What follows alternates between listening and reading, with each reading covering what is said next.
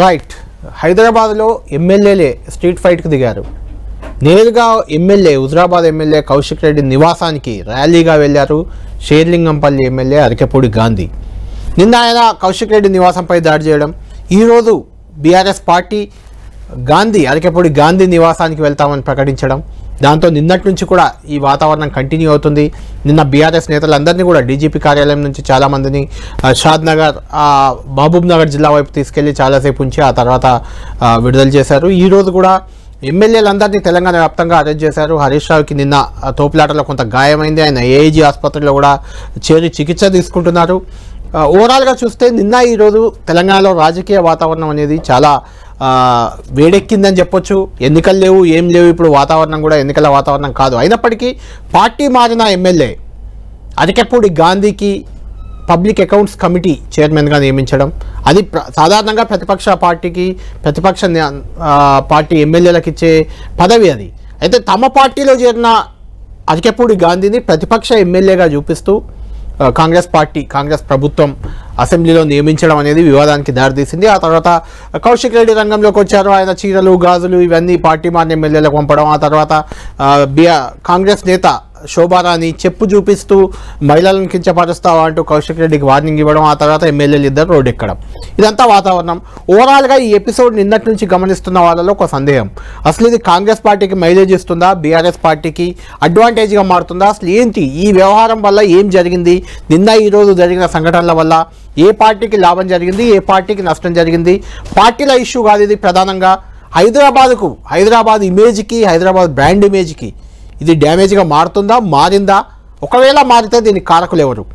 ఇలాంటి సందేహాలు చాలామందిలో ఉన్నాయి. దానిపైనే మాట్లాడడానికి మనతో ప్రముఖ రాజకీయ విశ్లేషకులు ప్రొఫెసర్ నాగేశ్వర్ గారు లైవ్లో అందుబాటులో ఉన్నారు. ఆయనతో మాట్లాడదాం, ఆయన ఒపీనియన్ మనం తీసుకుందాం. నాగేశ్వర్ గారు, మనం నిన్నటి నుంచి చూస్తూ ఉన్నాం, అది కంటిన్యూగా జరుగుతుంది. బీఆర్ఎస్ కాంగ్రెస్ మధ్య ఒక యుద్ధంగా మారిపోయింది, అధికార ప్రతిపక్ష పార్టీల మధ్య.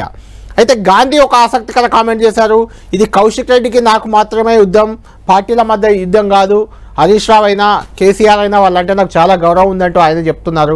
ఓవరాల్గా ఈ ఎపిసోడ్ని చూసిన తర్వాత మీకేమనిపించింది? ఈ వాతావరణానికి, ఈ పరిస్థితికి, హైదరాబాద్లో శాంతి భద్రతలు ఒకవేళ విఘాతం కలిగాయని రేవంత్ రెడ్డి అన్నారు, ఆ విఘాతానికి కుట్ర జరిగిందని కూడా అంటున్నారు. అదే నిజమైతే శాంతి భద్రతలకు విఘాతం కల్పించింది ఎవరు, కుట్ర చేసింది ఎవరు? మీ ఒపీనియన్ ఏంటి? అంటే మీరు ముందు చూపెట్టినటువంటి విజువల్స్ బహుశా ఈ కొట్టుకుందాం రా బస్తీలో ఎమ్మెల్యేల సవాల్ అనే సినిమా యొక్క సీక్వెల్ 1 అనుకుంటుంది. అవును, ఇంకా సీక్వెల్ 2 ఇవాళ జరగలేదు, ఎందుకంటే పోలీసులు ఎక్కడికక్కడికి అరెస్ట్ చేశారు కనుక ఈ సీక్వెల్ 2 రిలీజ్ వాయిదా అన్న పడింది, లేదా మరి రిలీజ్ కాదేమో తెలియదు, ప్రొడక్షనే జరగలేదేమో. సో ఈ కొట్టుకుందాం రా బస్తీలో ఎమ్మెల్యేల సవాల్, సో ఇది ప్రజలకి ఏం సంబంధం చెప్పండి?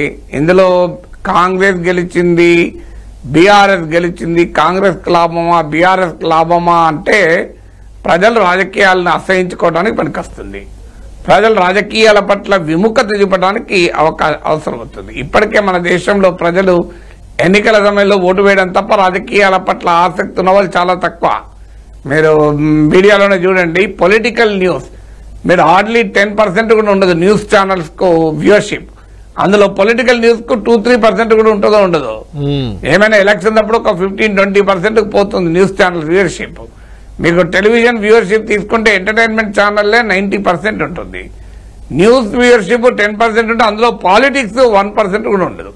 అంటే ప్రజాస్వామ్యంలో రాజకీయాల పట్ల ప్రజలు ఎందుకు ఇంత విముఖతతో ఉన్నారంటే ఇంకా ఈ బస్తీ మే సవాల్ వల్లనే విముఖతతో ఉంటారు.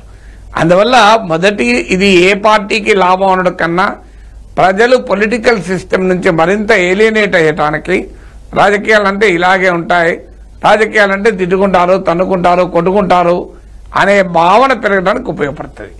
ఇక రెండవది శాంతి భద్రతలకు విఘాతం కలిగిందా అంటే ఎవరిపైన ఏం జరిగింది? ఇది కౌశిక్ రెడ్డి అరికెపూడి గాంధీల మధ్య పర్సనల్ వివాదము, కాస్తంత ఎక్స్టెండెడ్ వర్షన్లో 2 పార్టీల కార్యకర్తల మధ్య ఉన్న వివాదం, అంతే తప్ప ఇది ప్రజలకు సంబంధం లేదు.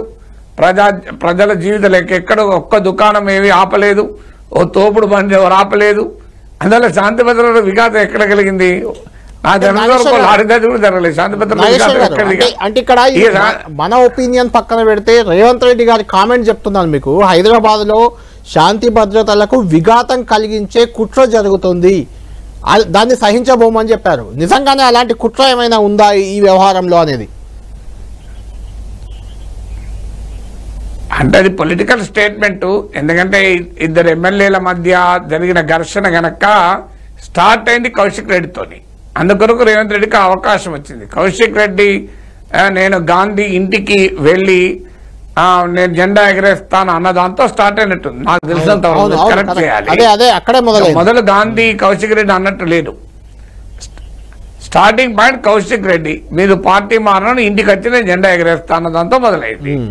నా ఇంటికి నేను లొకేషన్ పంపినా నువ్వు రాకపోతే నేనే వస్తా అనుకుంటే ఈయన పోయాడు. ఈయన పోయిన తర్వాత ఆయన నువ్వు ఇవ్వలొచ్చులో కదా రేపు 11 గంటలకు నేను వస్తాను ఆయన అన్నాడు. ఈ లోపల అంతకు ముందు చీర గాజుల ఎగ్జిబిషన్ అయింది, తర్వాత చెప్పుల ఎగ్జిబిషన్ ఫుట్వేర్ ఎగ్జిబిషన్ అయిపోయింది, మనకు గార్మెంట్స్ ఎగ్జిబిషన్ అయిపోయింది, అన్నీ అయిపోయిన ఎగ్జిబిషన్. తర్వాత బ్యాంగిల్స్ ఎగ్జిబిషన్ అయిపోయింది. సో ఇవన్నీ అయిపోయినాయి, చిడియా బజార్ అన్ని. సో ఇవన్నీ అయిపోయినాక అది సినిమాలు కూడా అంతే కదా, స్ట్రీట్ ఫైట్ మొదలైంది.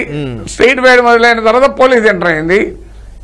ఈలోగా ఈ వ్యవహారం అంతా చూస్తున్న వరకు అందుకే ఉదయం అన్నాను రామ్ గోపాల్ వర్మ గారికి ఒక మంచి సినిమా ఐడియాకి ఇది ఉపయోగపడుతుంది, కొట్టుకుందాం రా బస్తీ మే సవాల్ అని ఒక మంచి సీరియల్కి ఉపయోగపడుతుంది. ఇందులో ఇద్దరు హీరోలు లేదా ఇద్దరు విలన్లుగా చూపెట్టుకోవచ్చు, రామ్ గోపాల్ వర్మ ఇష్టం. అందువల్ల ఇది ప్రజలకు ప్రజా జీవితాలకు సంబంధం ఉందని అనుకోను. ఇది రాజకీయ పార్టీల పరస్పర ఆరోపణలు. దీనివల్ల నిజంగానే సమాజం పైన ప్రభావం చూపెడితే లా అండ్ ఆర్డర్ ప్రాబ్లంగా మారుతుంది. ఇప్పుడు ఇక దీన్ని ఎందుకు రేవంత్ రెడ్డి అంటాడంటే అది కూడా ఒక పొలిటికల్ స్టేట్మెంట్. ఇప్పుడు బ్రాండ్ హైదరాబాద్ ను ఎవరు కాపాడుతారు అన్నది ఒక కీలకమైన స్టేట్మెంట్ కదా. అవును. సో అందువల్ల ఇది నా అంచనా రాజకీయ పార్టీలు ముందుగా ప్లాన్ వేసి కేసీఆర్ ఫామ్ హౌస్ లో దీనికి వ్యూహం పన్ని రేవంత్ రెడ్డి ఇంట్లో వ్యూహం పన్ని ఇదంతా జరిగిందని నేను అనుకోను. నాకు అర్థమైందైతే ఇది కౌశిక్ రెడ్డి గాంధీల వ్యక్తిగత వ్యవహారం శృతి మించింది.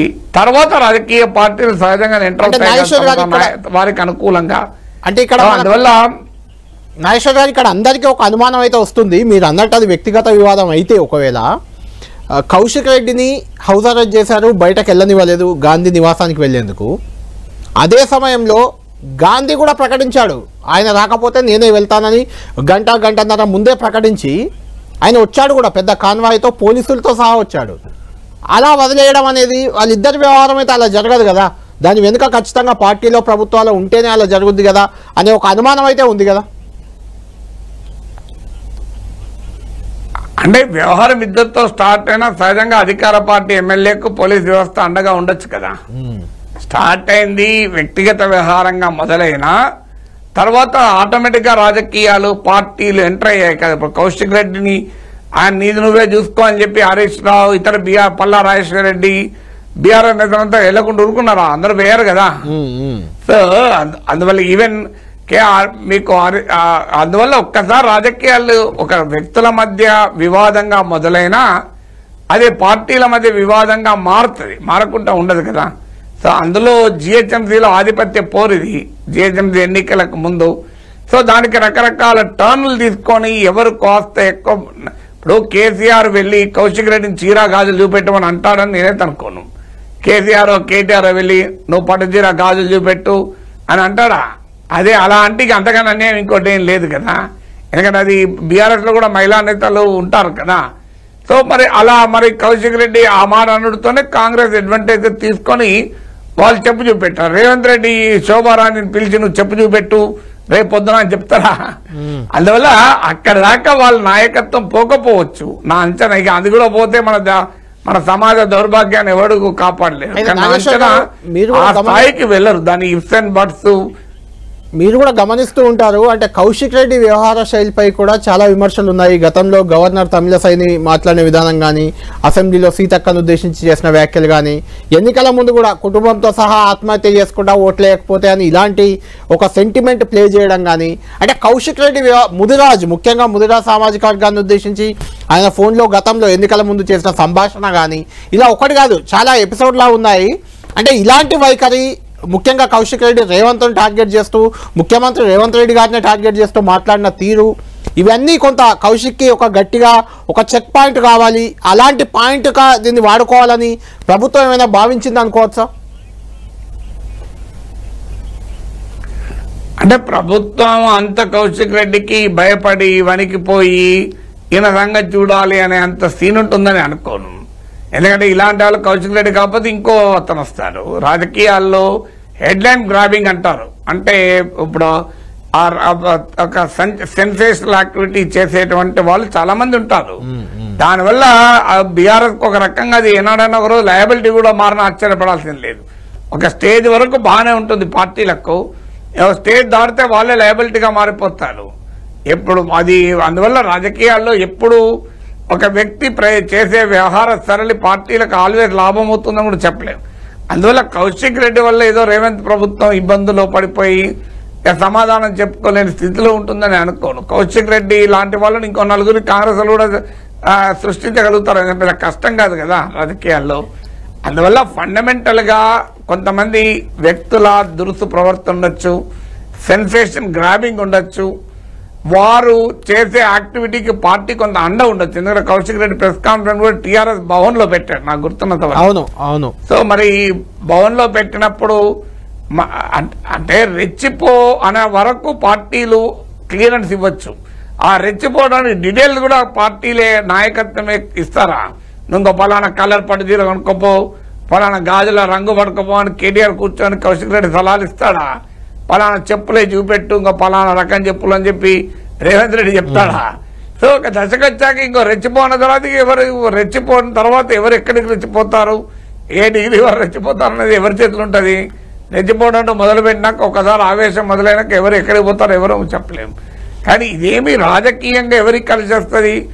ఇప్పుడు ఇందులో కీలకమైన పొలిటికల్ పాయింట్ కౌశిక్ రెడ్డి అన్నది ఆంధ్ర రాయలసీమ ప్రాంతం నుంచి మళ్ళీ తెలంగాణ ఉద్యమ కాలంలో రైజ్ అయినటువంటి వ్యాఖ్యలు నిన్న వినబడ్డాయి. సీమాంధ్ర ప్రజలను ఉద్దేశించి ఆ కామెంట్ అఫ్ కోర్స్ ప్రజలను ఉద్దేశించి అనగలేదు. అంటే ఇక్కడ నాగేశ్వర్ గారు ఆ పాయింట్ లో రెండు అంశాలు, నాగేశ్వర్ గారు ఆ పాయింట్ లో రెండు అంశాలు ఉన్నాయి. ఒకటి, గాంధీ ముందన్నారు నువ్వు కరీంనగర్ నుంచి హైదరాబాద్ వచ్చి ఏం తమాషాలు చేస్తున్నావు అనే రకంగా గాంధీ మాట్లాడితే, దానికి కౌంటర్గా నేను కరీంనగర్ నుంచి హైదరాబాద్ వచ్చాను, నువ్వు కనీసం తెలంగాణ వాడివి కూడా కాదు ఆంధ్ర నుంచి వచ్చావు అనే రకంగా కౌశిక్ రెడ్డి వ్యక్తిగతంగా చేసిన కామెంటే.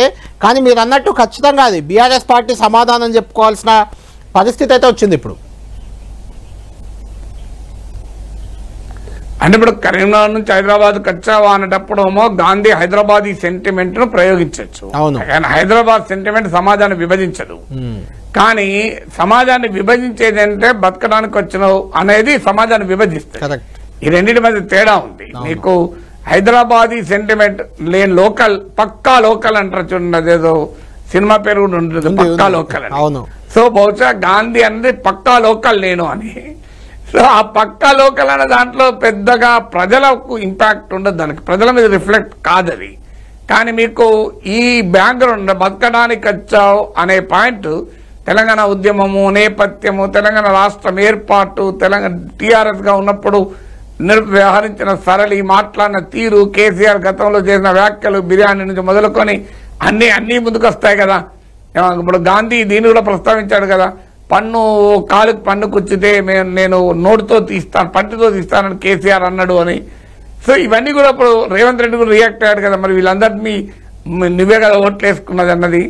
సో మీకు కరీంనగర్ వర్సెస్ హైదరాబాద్ అనేది సెంటిమెంట్ కాదు. సో అది పక్కా లోకల్ అనేది అది ఇష్యూ కాదు.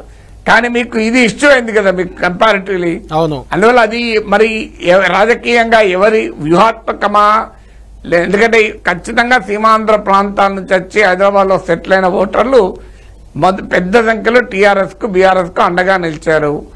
అసెంబ్లీ ఎన్నికల్లో కూడా అది మనం చూసాం. ఆఖరికి రకరకాల ఇప్పుడు కమ్మ జేఏసీ కూడా కాంగ్రెస్ కు అనుకూలంగా మాట్లాడిన, చంద్రబాబు నాయుడు రేవంత్ రెడ్డిల మైత్రి ఫ్యాక్టరు అనేది ముందుకొచ్చిన, కాంగ్రెస్ పార్టీకి వస్తాయని ఓట్లు అనుకున్నా కూడా రాలే. రియాలిటీలో ఓట్లు బీఆర్ఎస్ కే పడ్డాయి కదా అసెంబ్లీ ఎన్నికల్లో కూడా. సో అందువల్ల జిహెచ్ఎంసీ ఎన్నికల్లో కూడా బీఆర్ఎస్ కే పడ్డాయి. తెలుగుదేశం 2014లో హైదరాబాద్ లో భారీగా గెలుచుకున్న తర్వాత వాళ్ళందరూ బీఆర్ఎస్ లో చేరి సీమాంధ్ర ప్రాంతం నుంచి వచ్చిన ఓటర్లు ర్యాలీ అయింది బీఆర్ఎస్ వెనకాలే. కాంగ్రెస్ వెనకాల ర్యాలీ కాలేదు, బీజేపీ వెనకాల కూడా అంత ర్యాలీ కాలే. అందువల్ల ఇప్పుడు మరి కౌశిక్ రెడ్డి అన్న ఈ వ్యాఖ్యలు బీఆర్ఎస్ కు ఏ రకమైన ప్రయోజనం ఇస్తుంది? మరి హైదరాబాద్ వదిలేసి మళ్ళీ తెలంగాణ సెంటిమెంట్ రగిల్చేటువంటి ప్రయత్నం ఏమైనా చేస్తారా?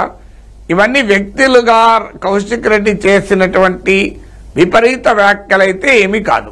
కానీ పార్టీగానే బీఆర్ఎస్ అనుకొని మళ్ళీ తెలంగాణ సెంటిమెంట్ పండించుదాం అనే ఆలోచన కనుక చేసుంటే అది వేరే కట్టం తీసుకుంది. కానీ ఇప్పుడు జిహెచ్ఎంసీ ఎన్నికలకు ముందు టీఆర్ఎస్ కూడా ఆ పని చేస్తుందని అనుకోను. ఆ స్టేజ్ లో టీఆర్ఎస్ ఇప్పుడు చేస్తుందని అనుకో. ఎందుకంటే ముందు జిహెచ్ఎంసీ ఎన్నికలు ఉన్నాయి కదా, ఆ సెంటిమెంట్ అది హైదరాబాద్ లో నష్టం కలిగిస్తుంది. ఏమంటే కాంగ్రెస్ కి అడ్వాంటేజ్ కదా, పెద్ద సెక్షన్ బీఆర్ఎస్ దూరం అయితే కాంగ్రెస్ కు ప్రయోజనం కలుగుతుంది కదా. సో అందువల్ల ఆ పని పార్టీ చేయించిందని నేను నా అంచనా అయితే కాదు. అది బహుశా కౌశిక్ రెడ్డి తనను కరీంనగర్ నుంచి వచ్చా అనుడితోనే ఇతను అనుంటాడు. కానీ ఒక దశకు వచ్చే వరకు అది ఏ రకమైన టర్న్ తీసుకుంటుంది అనేది తెలియదు. తక్షణం రాజకీయ పార్టీలు ప్రభుత్వాలు జాగ్రత్త పడాల్సింది ఏంటంటే ఇది అనవసరపు ప్రాంతీయ విద్వేషాలను రెచ్చగొట్టకూడదు. ఏమైందంటే ఇది స్పిల్ ఓవర్ అవుతుంది. నీకు ఒకసారి వ్యక్తుల మధ్య ఘర్షణ, కులాలను ఉపయోగించుకుంటారు, మతాలను ఉపయోగించుకుంటారు, ప్రాంతాలను ఉపయోగించుకుంటారు, ఎవరికి అనుకూలమైందో వాళ్ళు ఉపయోగించుకుంటారు కదా. అయితే జరిగితేనే కులము మతం అనేది వస్తుంది. నాగేశ్వరరావు, ఈ గొడవకు అసలు పునాది మూలం మొదలైంది ఎక్కడ అంటే పబ్లిక్ అకౌంట్స్ కమిటీ నియామకంతో మొదలైంది. పబ్లిక్ అకౌంట్స్ కమిటీ నియామకం అనేది ఇన్ జనరల్గా ప్రతిపక్ష పార్టీకి ఇచ్చేది, అది గాంధీకి ఇచ్చారు. తాము ఆయన పేరే ప్రపోజల్ చేయలేదు అనేది బీఆర్ఎస్ వాదన.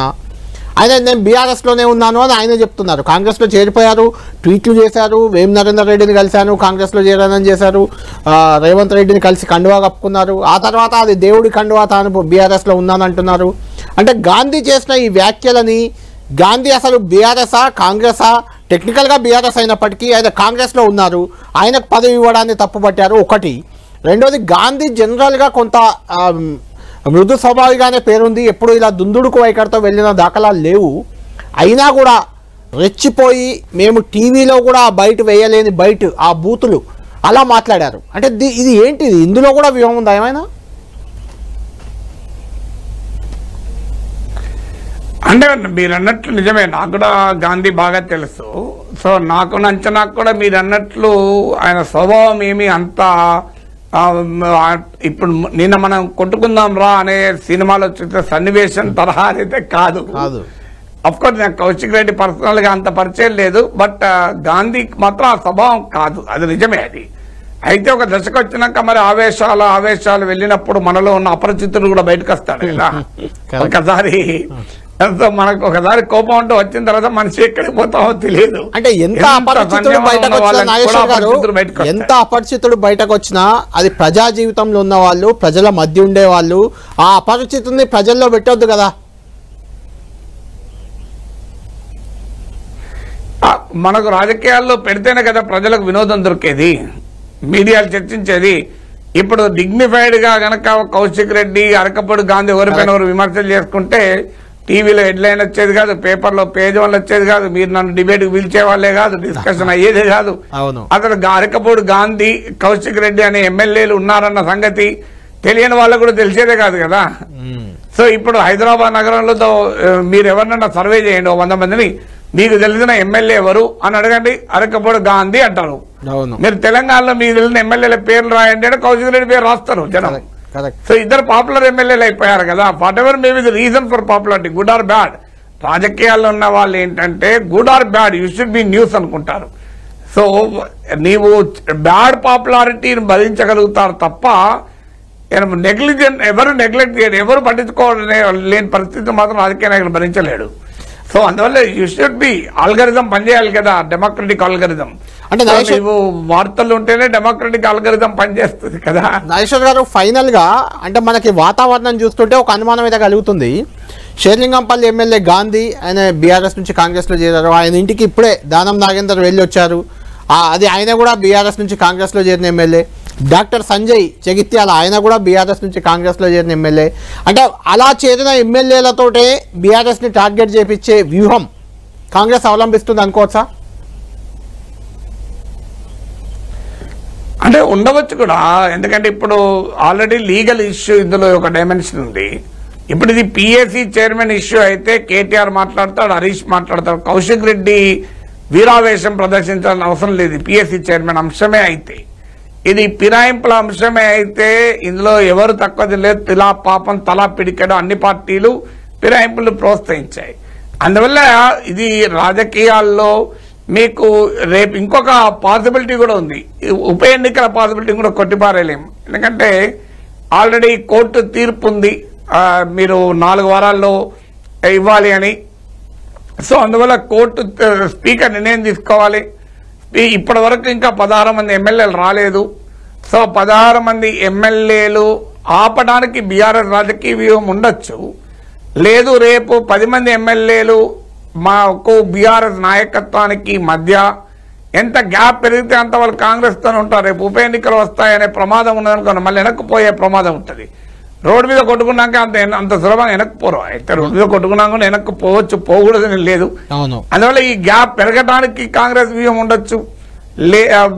హైదరాబాద్ నగరంలో రేపు ఉప ఎన్నికల్లో వస్తే గెలవడానికి ఒక రాజకీయ వ్యూహం ఉండొచ్చు. హైదరాబాద్ ఈ సెంటిమెంట్ను ఇక్కడ రకరకాల సెంటిమెంట్లను పండించి, అందువల్ల వ్యక్తిగత వివాదంగా మొదలైన రాజకీయ వ్యూహాలు మాత్రం ఖచ్చితంగా లేకుండా ఈ స్థాయికి రాదు. వివాదం వ్యక్తిగతమే కాదు స్టార్ట్ అయినప్పుడు, కానీ అది పెరుగుతున్న కొద్దీ అది వ్యూహాత్మకంగా మారుతుంది కదా. ఇప్పుడు మనకు అల్పపీడనం మొదలైతే అది వాయుగుండంగా మారి అది తుఫాన్గా మారి తీరం దాటుతుంది కదా. అవును, కాబట్టి ఈ వివాదం తీరం ఎప్పుడు దాటుతుందో మనం చూద్దాం. మొత్తానికి ఇది ఇప్పుడిప్పుడే సర్దుమణిగే అవకాశాలు అయితే కనిపించట్లేదు. దీన్ని రాజకీయంగా వాడుకునేందుకు 2 పార్టీలు కూడా చూసే అవకాశం అయితే కనిపిస్తుంది. నాగేశ్వర్ గారు, థ్యాంక్ యూ సో మచ్. ఇది లంచ్ అవర్ డిబేట్. ముందు కూడా బీఆర్ఎస్ కాంగ్రెస్ల మధ్య ఇదే రకమైన వాతావరణం కొనసాగే అవకాశం కనిపిస్తుంది. దీనికి ముగింపు ఎలా పడుతుంది, ఎవరు పెడతారు అనేది మనం వేచి చూడాలి. ఇది లంచ్ అవర్ డిబేట్.